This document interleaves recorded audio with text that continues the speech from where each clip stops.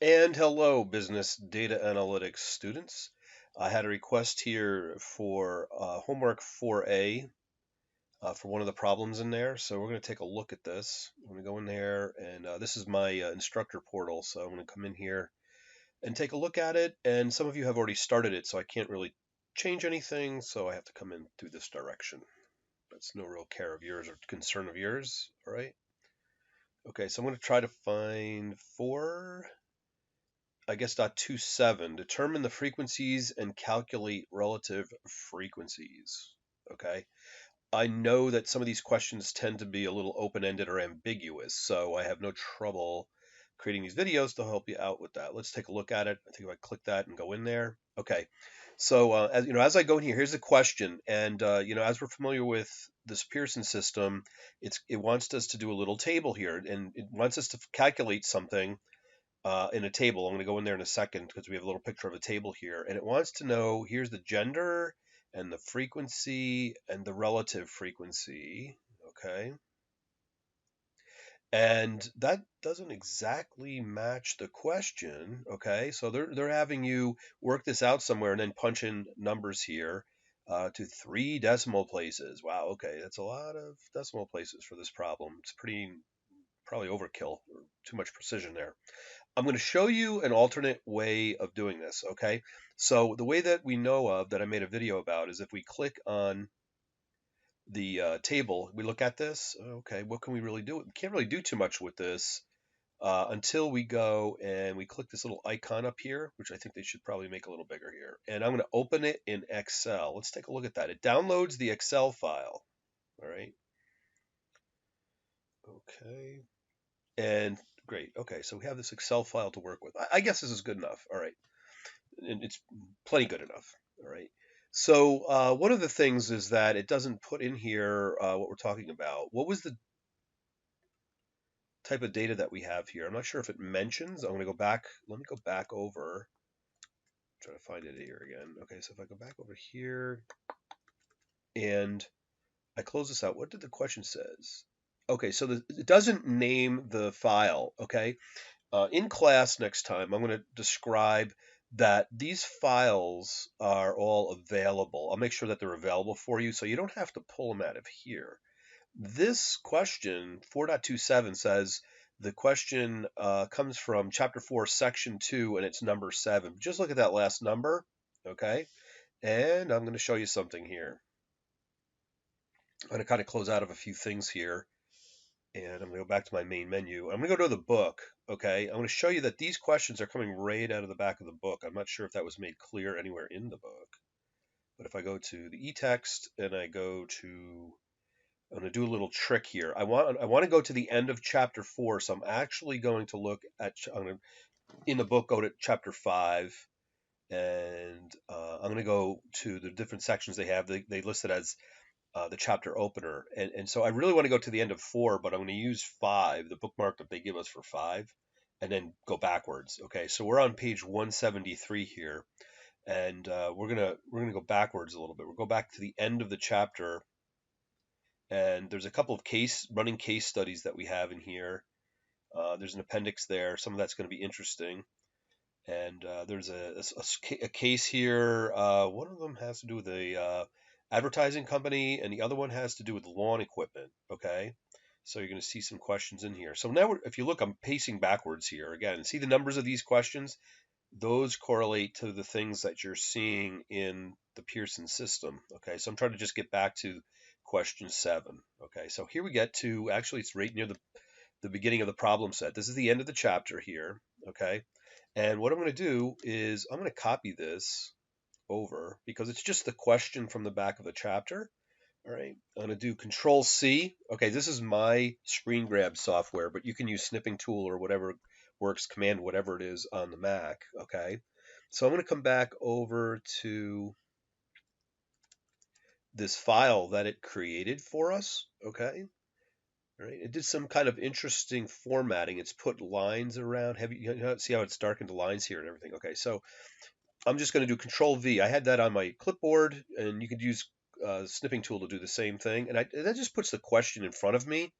All right, and and we can ignore this is question 1. So we're really looking at question 7. It says use the countif function to construct a frequency distribution for gender, preferred style, and purchase influence in an Excel file retail survey. Okay, so if you open up the chapter 4 Excel questions, rather Excel file for chapter 4, I'm going to post them on eClass if I haven't already. I might have posted them up there. You can get the same information out of a file. Okay, that's the way it had been working before we started using this Pearson system. Okay, all right. So we need to use the countif function. It's not too difficult. What it's asking us to do so far, it's not so hard. It's probably more ambiguous, hard because of ambiguity rather than a challenge here. But countif, we want to just count up some stuff. So when we talk about frequency distribution, a distribution is across categories, right? Whenever we talk about data distribution, we're thinking about that there's some kind of categories that, and we're going to show how many happened, how many outcomes happened in each of these categories. Okay, so it told us to do gender, preferred style, and purchase. So we'll highlight that. There's gender, preferred style, and purchase. And let's just flood that with, hey, let's hit it with yellow. Okay, so it's not, this question doesn't, we're not worried about age group or preferred color. All right.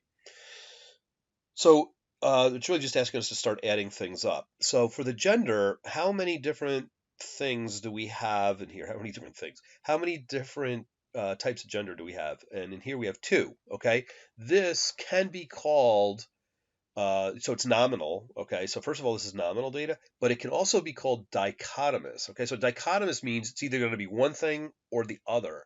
And that happens a lot in data analytics, is that things are just one thing or another. So this category is not only is it nominal, but it's dichotomous, which means there's only 2 categories. Okay, so this data can be called nominal or categorical. Those are the same, 2 different words for the same thing. Okay, so you're going to run into that. They're used very interchangeably, but I think in the book they talk about ordinal. I don't know if they mention a categorical or other way around. All right, so we have to count up how many male and how many female. All right, just out of curiosity, we take a look in here, and 32 minus 2 is we have 30 records in here, just so we understand. Okay, we understand the limit. Okay, so let's start doing this. Equals count if. All right, we open that up. It's giving us a hint. It says, give me the range first. So I'm going to select the range like this. And then it wants the criteria. And when we want text like this, you have to get the case correct in here. Your data has to be perfect. You can't have anything in there that has a lower M. It won't, if we search on male, if we count on male with the capital M, it won't find male with a lowercase m. So I hit enter. Okay. So we get 16 there. Okay, so let's start building this out a little bit. I'm going to give myself a little room by inserting. I did a right click on the top of the column. I did an insert. It gave myself another column here. Okay, so what was that? The first one we put in there was male. Okay, so now we're going to count female. I'm going to show you a couple different ways of doing this. We could just type it in again, equals count if. Okay, but I'll show you a little bit different way to do that. I already have what I want mostly in the box up here. So a little shortcut is I can select the formula up here. I can select the cell and I seize the formula, and I can select it up here with my cursor and do a Control C. So I just copied those words and the equal sign and all that onto the clipboard, and now I have to hit escape because I had activated that cell. And so then I can go to the next cell and do Control V, and it punches it in there. It's not quite right. Okay, so it copied it exactly. Now, what would have happened if I grabbed this and I pull it down? If I were to do that, I would have had to come back up here and I would have had to fix the cell references or make them absolute reference with dollar signs in front of them. And then the way to do that would be you select it and you hit it with an F4. Okay, F4 puts dollar signs in front of the row and column references. Okay, so that's just another way of doing it, just showing you how it works. Okay, there's always options, and it's good to know a good 25 or 30 different keyboard shortcuts and behaviors like that that make things go a little bit quicker. Okay, so what do we have to do? We have to, because I copied it down verbatim to the next line down here. Okay, we have to change male to female. So this one's easy enough. I'm just going to come in up here and type in female. Okay, hit enter, and we get the correct count. Okay, so we get a count there. Okay, so hey, let's do a total. All right, so we're going to do a total too. Alt equals is a keyboard shortcut to give you a sum, and in this case, Excel did a pretty good job of guessing what I wanted to sum up, so I can go along with it and hit enter. Okay, and so let's hit that with yellow. Total. Usually your totals quite often are in yellow. All right. Okay, so this first one had to do with gender. Okay, so let's label it up there. Okay, so the next one, all right, before we go on, it wanted to know not only the frequency distributions, and now we know 16 male and 14 female. Okay, that's what it's asking for. What's the distribution? Okay, we're going to end up plotting that or graphing it. Okay, but it also wanted to know relative frequencies. Well, all that is, what would that be? That would be equal to the percentage. What's the proportion? This is a really important word, a powerful word here. Okay, so it's 16 divided by 30 is equal to like 53%. Okay, so 53% are male, and what would it be for female? It would just be equal to 14 divided by 30. I hit that, and let's do an alt equals again and add that up just to double check. That just gives us another level of checking here.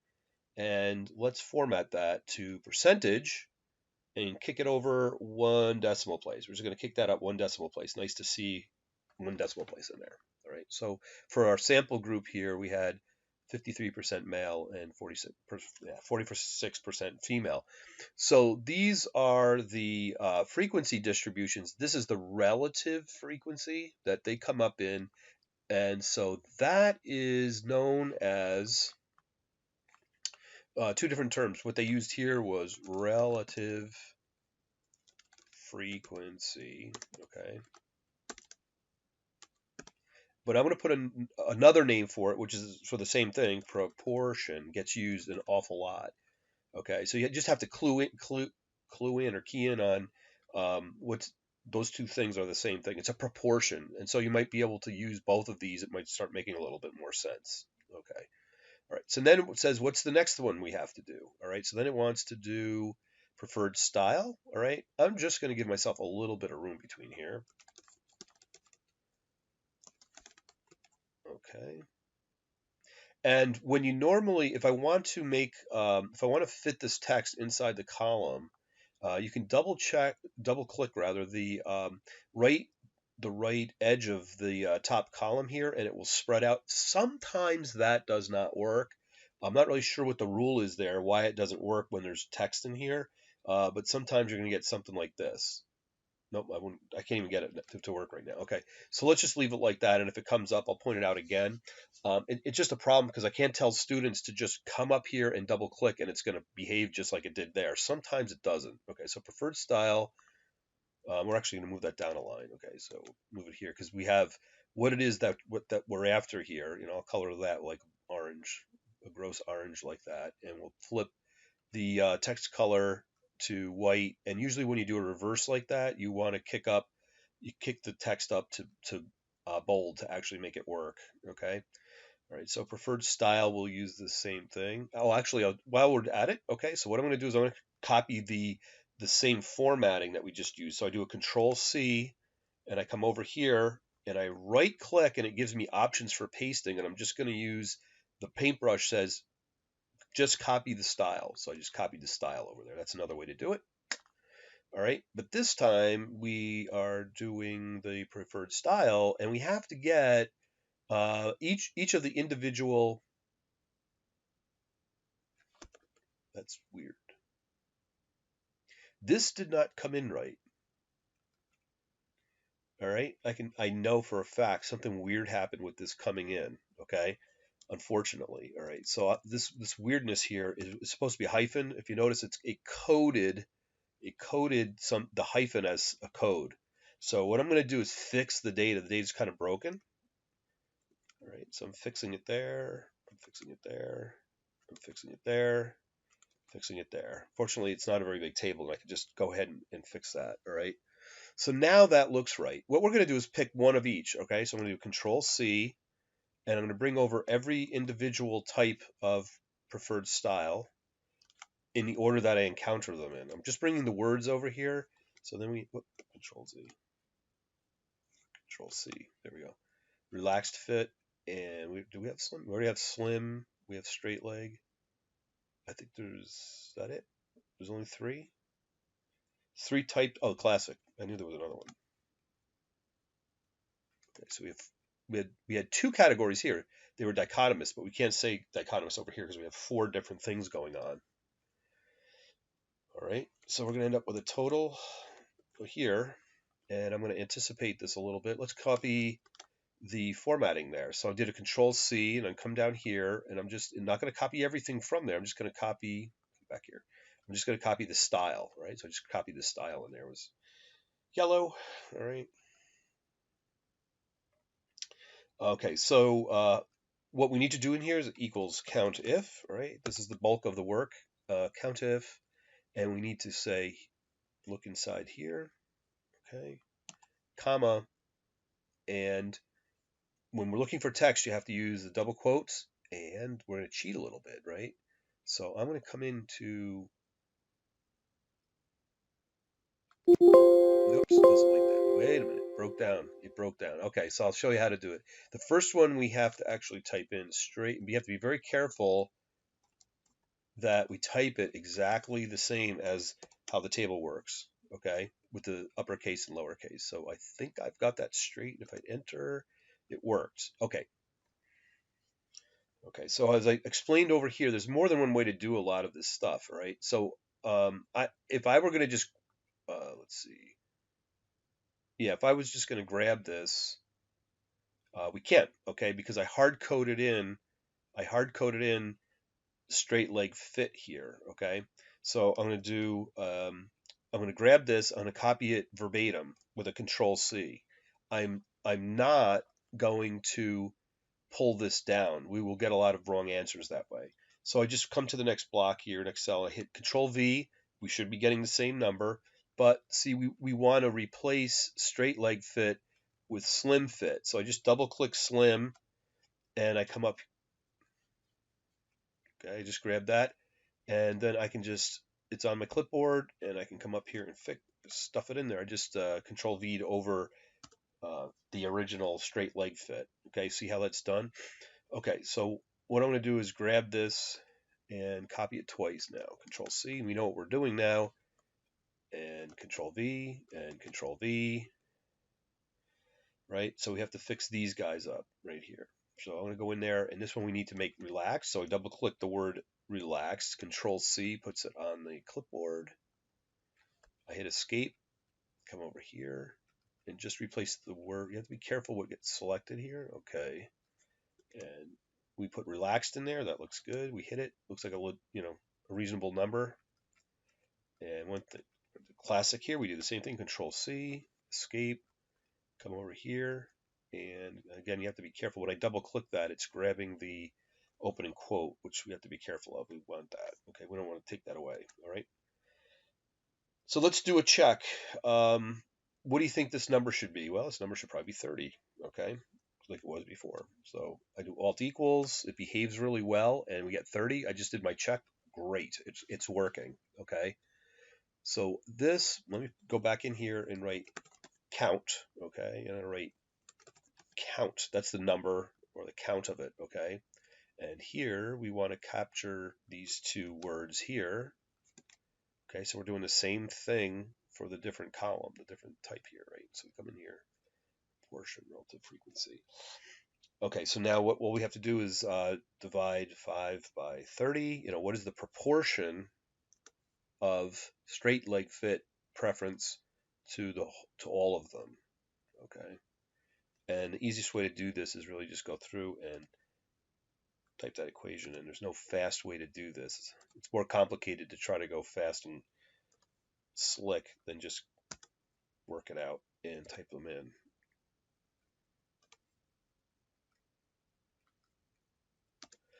Okay, and we'll do alt equals here as a shortcut to sum those up. Better equal to 1. Super. Okay, still format this, make them percent, and kick it up 1 decimal place. There we go. So we got our second one. We have to do it one more time. Okay, so the next thing we're going to do is, let's see what it says, purchase influence. These problems, they don't often go into them too much, but you can start projecting, you can start understanding where they're going with these problems, okay? So let's copy the style from here over here, and we can just copy these 4 cells over. Where do we need to get to? Right here, I think. Okay, I think that works, right? So far, so good. And we have to go in here. We have to see what the all the unique types of purchase influence are. So we just start typing them in. Okay, so the first one is price. Make sure you spell it correctly. Get the uppercase on there. Comfort, brand, style. I think there's another one in there. Quality. I think that's all of them. I think there's 5 there. Yeah, that makes sense. We'll do a total here. And you know what? This time we're just going to, I can just actually copy those cells over. Control C, right? Control V. We just have to fix the reference here from Q4 to Q7 to Q, is that 4? 1, 2, 3. Well, we'll fix it later on. Okay. You never know how these things are going to work out. So we need to do what? Count ifs here. Count if in this column, this, it's going, if it happens to be equal to price. So it counts 4 there. Okay, so I'm going to do the same thing we did before to speed it up. I'm going to grab that, just the text, escape, Control V, Control V, Control V. Okay, so I copy. Notice that the summation doesn't work. Let's just do the Alt equals while we're here. This is a little problem, so something's wrong there. This will become correct as we start correcting up here. So I grab this Control C, escape, come over here, and I just replace price with comfort. Grab brand, Control C, escape, come here, hit price, got that. So we have six were influenced by brand. Double click on this again, Control C, escape, grab that cell and overwrite that. There we go. Control Z, Control C. Okay, Control C, just the text we're copying, and replace this last one. Control V, boom. Okay, notice our number got corrected here. so our alt equals gave us the sum. It comes out well. It looks good. Okay. All right. So now we have to go through here right quick. 4 divided by 30 equals 11 divided by the 30 there. Okay. And obviously we're not hard coding the numbers in there. We're letting Excel do the work for us. All right. Equals 6 by that equals this by this. Boom. And we're going to do an alt equals. We fix that and just format it. Let's just hit it with some formatting. Percent, and let's see 1 decimal place. Okay. Guess what? We just did most of the first half of what we need to do here, but the chapter does have a lot to do with graphing. Okay, so it also, let's see where it goes. It says develop column charts. Okay, so this problem, it wants us to do column charts. And so what we're going to do is we're just going to show of the gender and the count here. We're going to do insert, and this is the column charts here. I'm going to take the straight up what's available to me here. I'm just going to take this first one, and pretty much you just solved what they were after here. Okay. Some of you might be kind of scratching your head going, oh, that's what they were after. Well, I know that these problems sometimes are a little bit ambiguous, so we'll put that in here. Let me edit this a little bit. Format. Okay, so I'm going to select, when I select these columns, I'll show you something that you can do here. They're kind of spread out. I can make this narrower, you know. You'd have to look at your overall format here as to where this is going. Excuse me, I'll have to take that out in editing. But one of the things you can do with this is if you grab these columns and right click on them and format data series, you get the pop up over here. And this is one of the most common things you're going to do. You can adjust how fat those columns are. So we can either make them skinny, or let's remove the well, whatever they call it, the gap width here, right? So you can make them kind of chunky here. We'll move them together a little bit more. Boom. Notice something. You got to notice something here. If we select, if you look at these numbers, look where it's being measured from, the floor. It's measuring it from a floor of 13. Okay, so it did a little tricky there. So let's format the axis. Is this okay? So we come in here, and the minimum is 0. Okay, so this is one of the areas that the book and many other places will talk about. Many people consider that very distracting kind of graphing, where the floor here is used 13. They're only showing you the top of the spikes. It's actually truncating off 0 to 13 on that, and some people call that like deceptive graphing.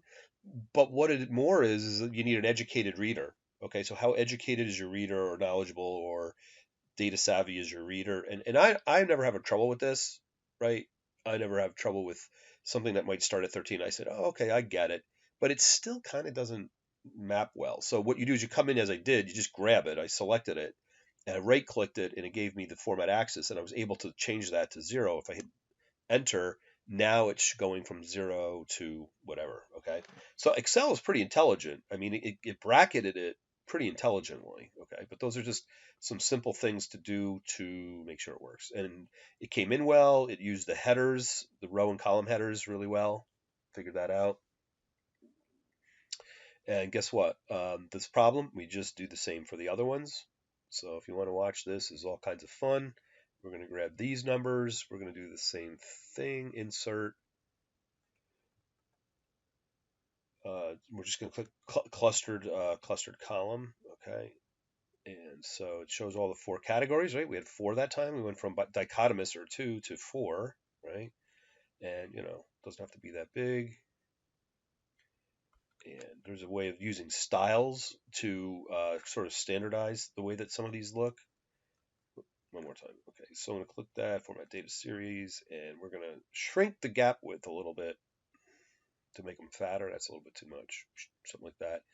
We'd probably end up trying to make them look the same, but there you go. This one did start at 0 because some of these numbers are so small. It did start at 0.